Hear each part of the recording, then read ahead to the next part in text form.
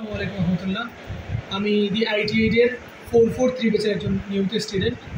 আজকে আমি আপনাদেরকে দেখাবো মাইক্রোসফট ওয়ার্ডে কীভাবে টেবিল তৈরি করতে হয়।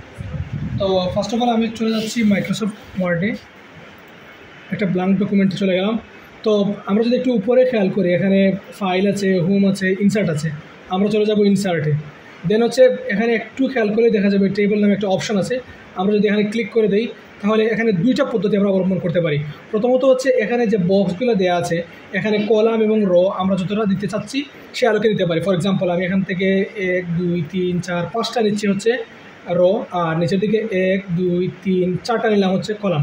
এখন জাস্ট আমি ক্লিক করে দিলেই এটা এখানে চলে আসবে। এখানে আসার পর আমি যদি চাই এটাকে বড় করতে, তাহলে এই জায়গায় ধরে যদি আমি টান দিই তাহলে বড় হবে।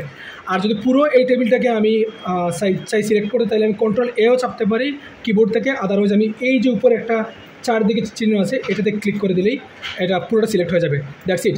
আরেকটা বড় বিষয় হচ্ছে আমি যদি চাই এটাকে এখন টেবিলকে বড় ছোটো করতে, সেক্ষেত্রে হচ্ছে এই যে কোনো একটা রয়ের লাইনে আমি ধরবো, তারপরে হচ্ছে এটাকে আমি ছোটো বড়ো করতে পারি। যেমন এই যে আমি ছোটো করলাম একটা রকে, তারপর আমি এখন কলাম থেকে দেখাচ্ছি।